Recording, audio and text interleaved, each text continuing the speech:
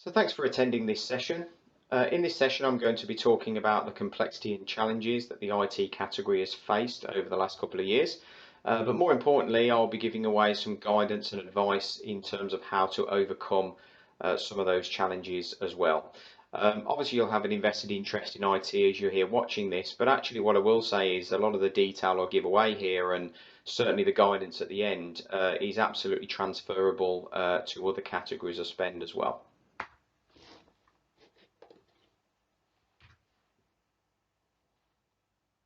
So just a very quick summary on who I am. So I've been in IT procurement now for 18 years.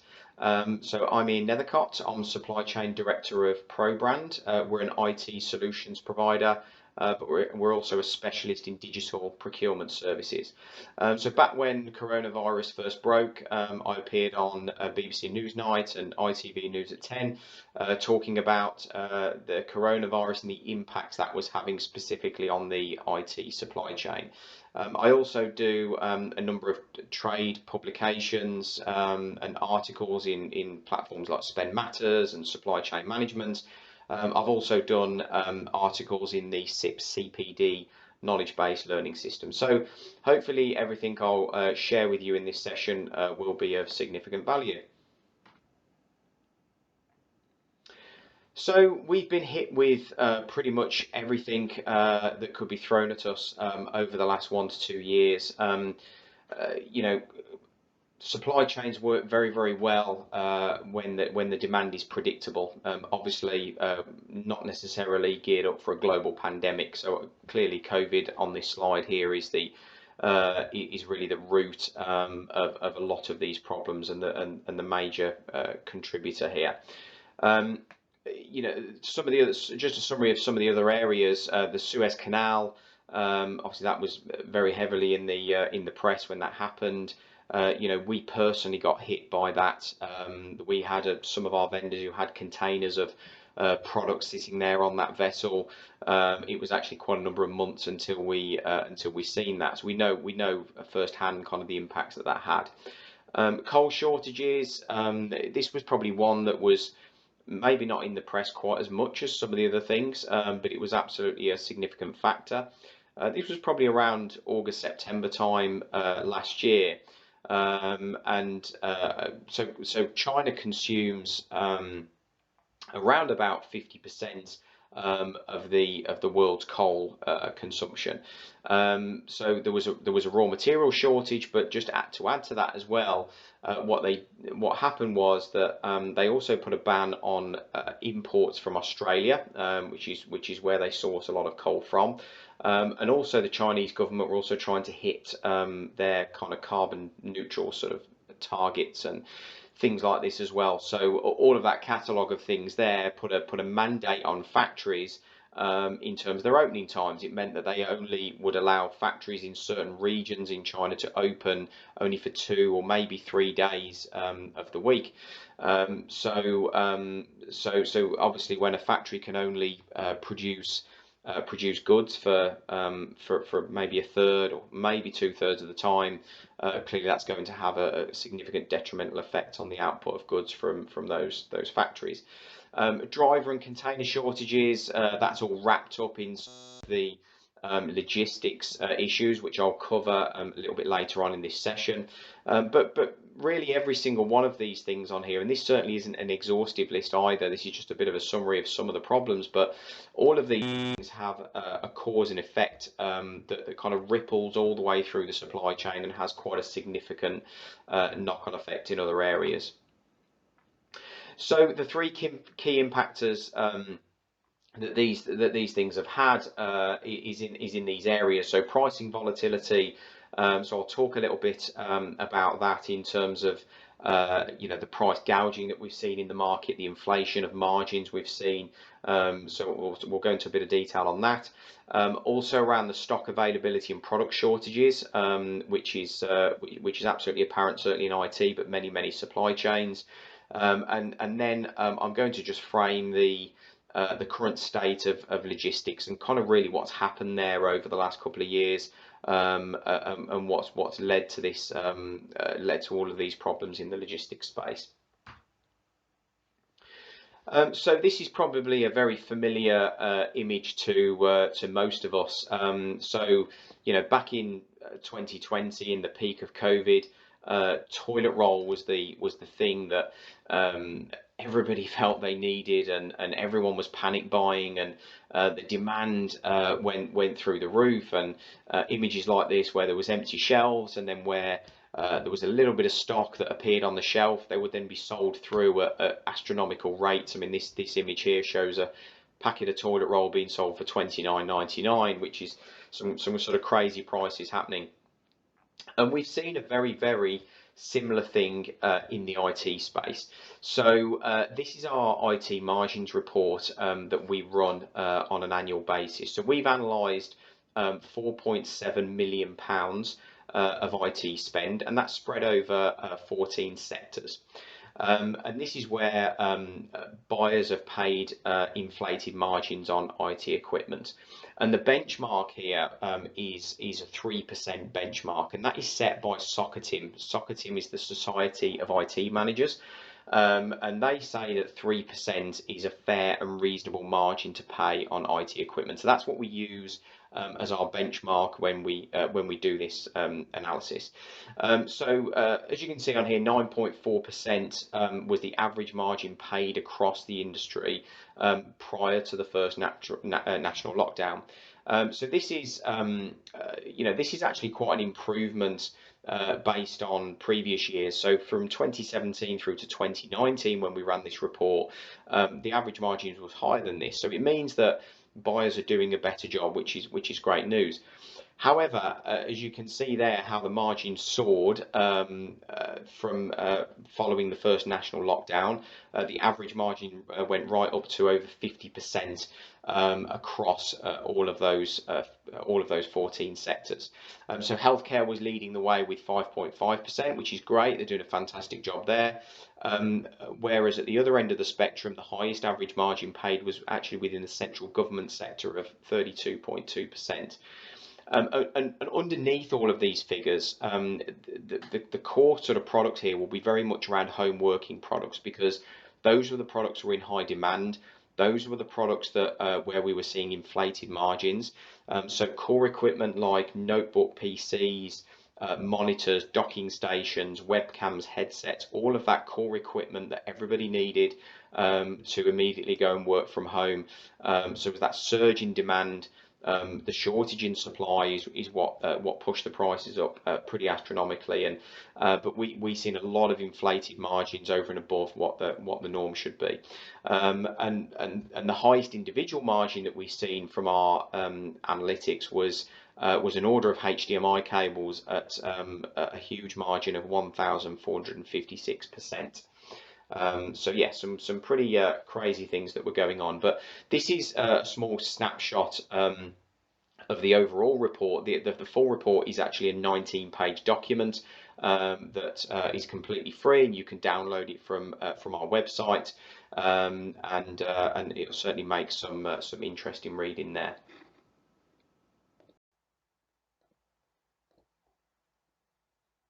So this was a slide that I wanted to put in here because this was clear evidence of some of the price gouging that we've seen in the market that was happening in the peak time of COVID in 2020. So this was an organisation who had bought this device for a huge price of £550, and you can see from this image the condition here. It's got keys missing. It's a fairly old device. And this was the reality of what was happening out there. Quite clearly, suppliers were profiteering at a time that that businesses were struggling to source IT equipment, and people were just willing to pay whatever the ticket price was to get some devices in people's hands to work from home. This came our way because this organisation came to us looking for a replacement keyboard for this item, and we ended up getting into a conversation about what they paid and where they bought it from, and yeah, it just opened our eyes up to the reality of really what was happening out there in the IT space. So I wanted to talk a little bit now in terms of the stock situation in the market and really where some of these problems have came from. So obviously a significant volume of IT comes from China. we're very much reliant on the resilience of China in this particular industry. There are some manufacturers that have diversified outside of China and set up production in other countries, but they're still very much reliant on componentry and raw materials and things that come from China anyway. So there's still this route back into China, regardless of where production is happening. And obviously these factories were closed for a long period of time, and then they had subsequent factory closures through the coal shortages and other things like this that I've spoken about earlier. And quite simply, production has not been able to keep up, and they're still really chasing that at the moment, chasing the tail to try and keep up with that level of demand that's still coming into the world right now. And then we've seen the e-commerce boom in 2020. So there was a decade's worth of growth in just the space of 6 months in e-commerce, and obviously everyone switched to be buying online. People needed goods quickly and urgently, and that really stretched the capacity in production and also stretched the capacity in the logistics infrastructure as well, which I'll talk about on the next slide.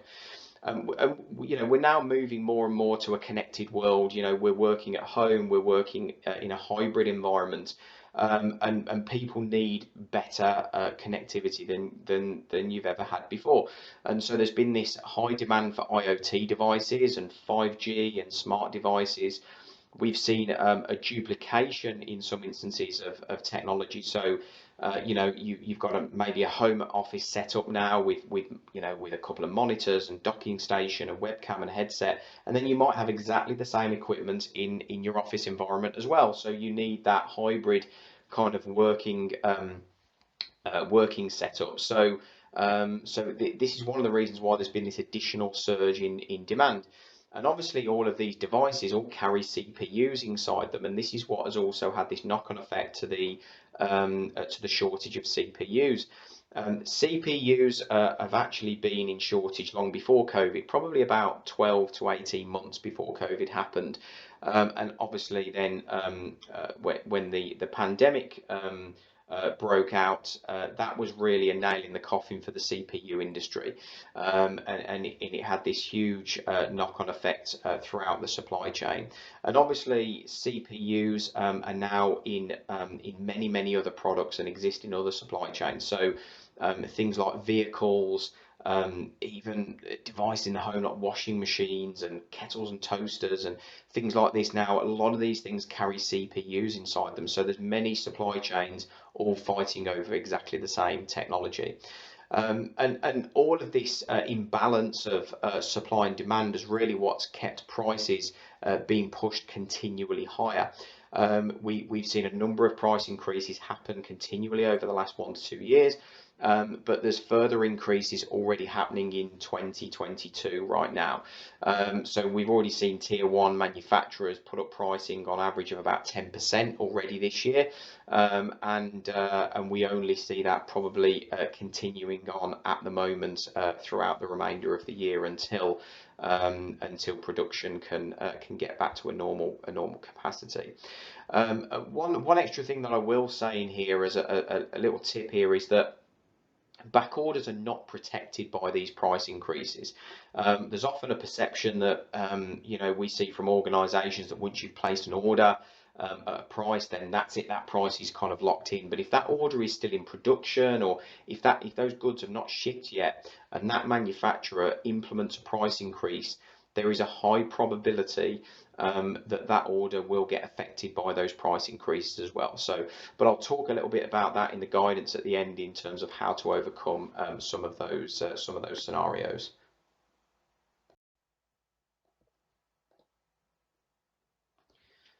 So now we'll talk a little bit about the logistics space. So the logistics industry is a mess, which sounds quite blunt, but actually this is the reality of what's happening in the world of logistics at the moment. So Obviously, we've seen a lot of constraints at major shipping ports, and this is not just China. Actually, this is all around the world. But again, obviously, China is a significant root of a lot of these problems, and those constraints have really come from port closures in the height of COVID.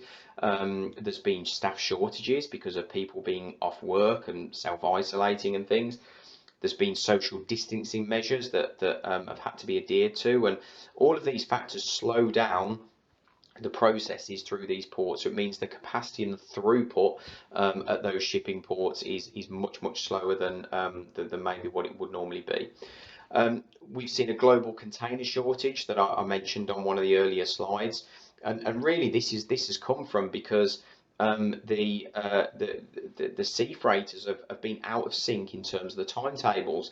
So where they're supposed to be in the schedule, they're not actually there because of the slowdown in logistics. So if a vessel is supposed to be back in a port, those containers would be offloaded from that ship and they'd be refilled again with goods and then be put back onto the ship and out they go again. So if those vessels are not where they're supposed to be, it means there's then a shortage of containers and the inability to export goods from particular countries. The next thing is air freight. So air freight would often be a backup really to expedite goods around the world. So when we need goods quicker, more urgently, we'd usually pay a bit more and get goods air freighted over to the country where we need them. And that really hasn't been either a backup because a lot of aeroplanes have been grounded because, again, in the height of COVID, travel was not happening anywhere in the world. And actually, about 80% of the world's air cargo goes in the belly of standard commercial flights.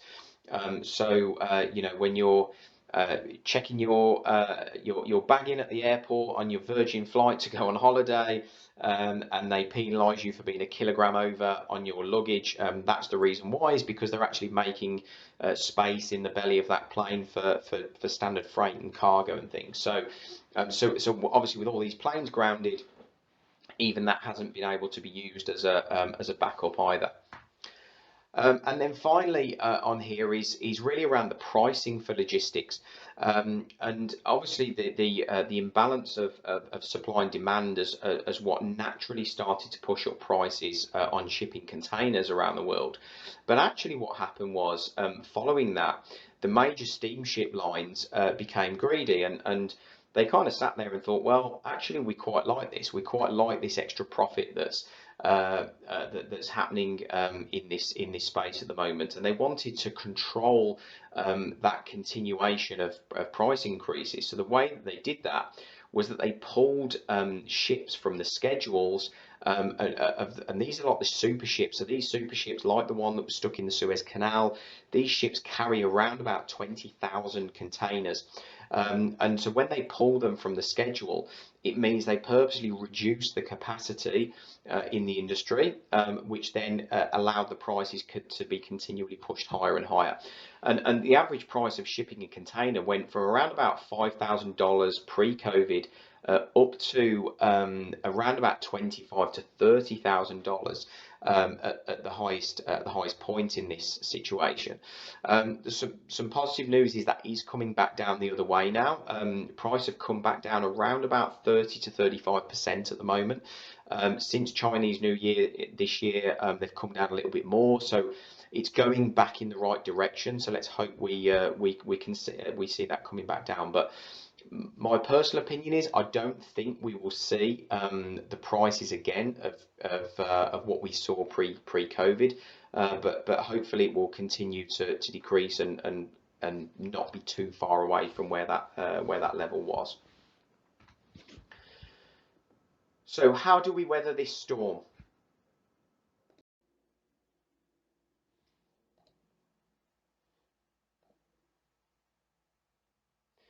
So I'm going to talk now about some guidance and advice in terms of how to overcome some of these problems. So number one is around over provisioning on your requirements. So as procurement people, we're often tasked to make savings for our organisation, but actually as procurement people, we're also tasked to drive efficiencies as well. And over provisioning on your requirements might be a sensible thing to do right now, obviously with the stock constraints and things like this that are going on in the market. So analyze your demand very thoroughly, and maybe consider adding, 10 to 15%, maybe a bit more, depending on what your plans are. But add that provision to your requirements, and having that extra buffer stock in place might actually be quite a sensible thing to do at the moment. So if you've got new people coming into the organization further on in the year, or you might have equipment that goes in for repair or things like this. So actually having that extra buffer stock could be very, very valuable, rather than having goods sitting there on back order. So number two is around forward planning. Put on here 12 months and beyond. It could be much further than that, depending on how your organisation works. But really, it's that for me is that point in time as a minimum. We have a genuine scenario going on in our organisation at the moment, where we've got a customer we're working with, that is in the process of trying to deploy a complete network infrastructure project. So we're providing them a solution to deploy networking equipment in sites all over the country, and that's planned for deployment in spring and summer this year. They placed their order fairly recently with us, and we've just been given a 400-day lead time on the equipment. So it's real evidence that actually planning that far ahead is absolutely essential at the moment. You can't just have this reliance on that stock will be there. Certain categories are more affected than others, so certainly forward plan as far ahead as you can, really. The third one is around transparency across your supply chain. So it's really important right now to understand who your suppliers actually are. So there's the problem in this industry is it's very convoluted. It can get very messy. There's lots of middlemen trying to make a profit. And you can be in a situation where there could be distributors buying off distributors. It could be resellers buying off resellers. It can get very, very kind of confusing in the space, and it means that the more of this sub distribution that's happening, it means that there's these extra layers of margin that you could very well be paying yourself as well. So it's trying to get that transparency through the supply chain. So understand who your suppliers are. There's four simple tiers in the supply chain. So the vendors sit at the top, then the distributors, then the resellers, and then the end customers. So those are the four tiers. So if your supply chain looks any different from that, if there's any extra added layers between those four tiers, it means that you're not buying through an authorized supply chain. So it's definitely a good time to start asking the question of who your suppliers are, where are they buying from, where are they sourcing from, what does their upward supply chain look like. So number four is around increasing the number of suppliers. Again, as procurement people, we often look to rationalise our suppliers and get more out of less. It's better for control and things like this. But this is really where you've got high risk suppliers. So if you've got a categorisation of contract matrix, maybe, plotting your high risk suppliers in there. And look at a minimum of dual supply against those suppliers. You definitely cannot rely at the moment on a single source for high risk suppliers. Stock is certainly king, and you need that backup sort of source in place. So something to look at there to mitigate the risk there. Number five is increasing supplier engagement. This is something I talk around all the time, is how important communication engagement is with your suppliers.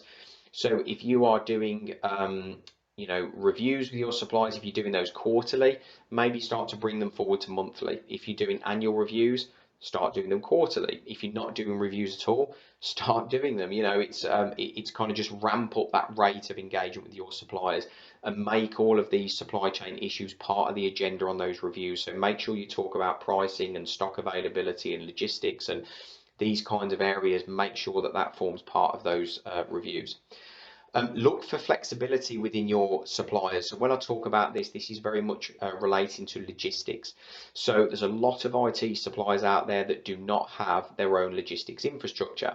They might be completely reliant on the distribution network in the supply chain for their logistics.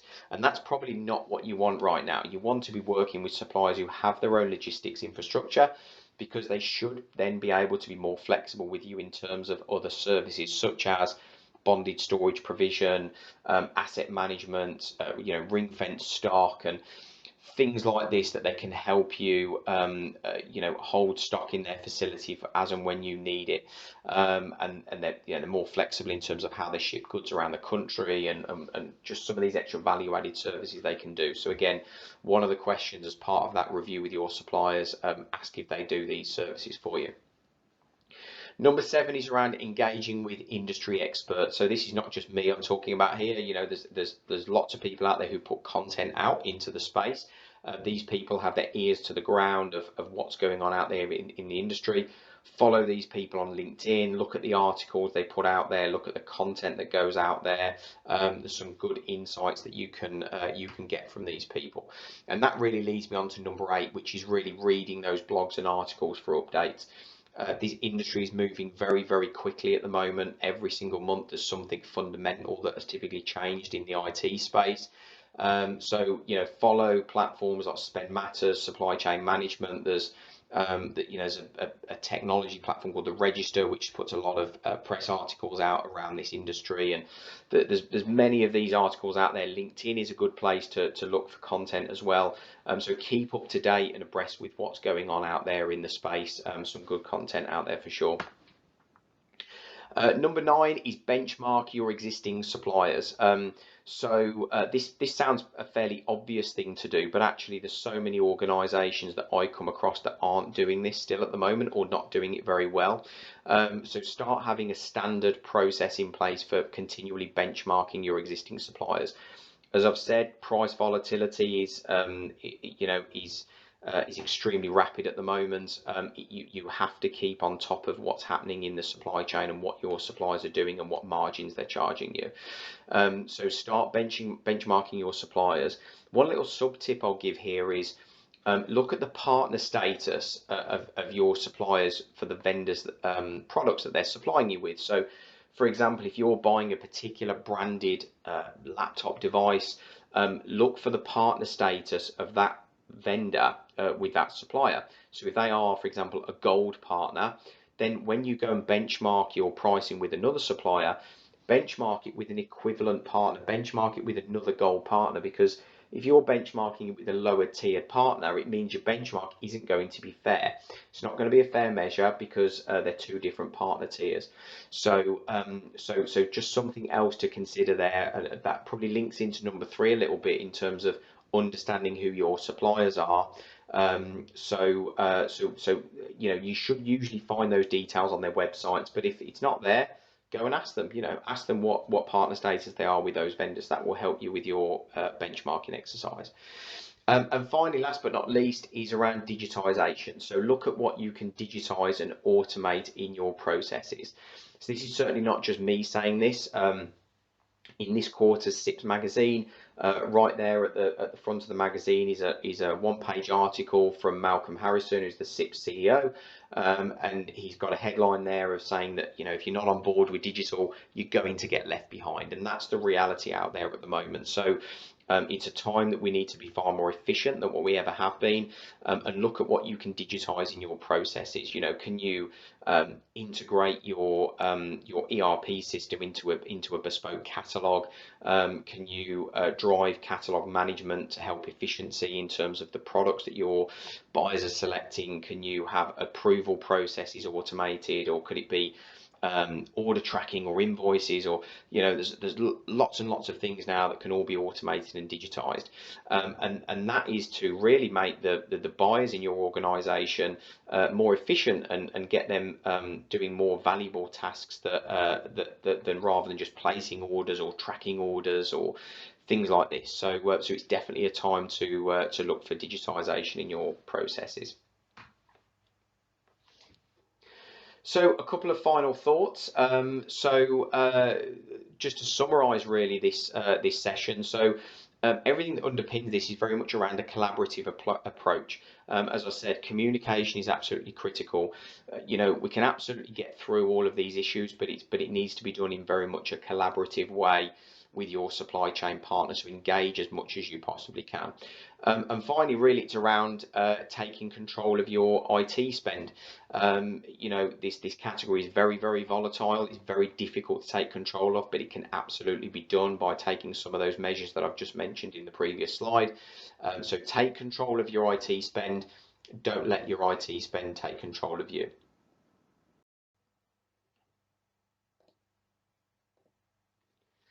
So thanks very much for watching this session, and thanks for your time. Those are my contact details here. Feel free to reach out to me. We can certainly look to do a discovery session with you to unpack your IT strategy, and really look to where we can help drive some value and savings within your IT procurement, and certainly overcome a lot of these challenges that are going on in the industry at the moment. So yeah, thanks again for your time, and I hope that was of value.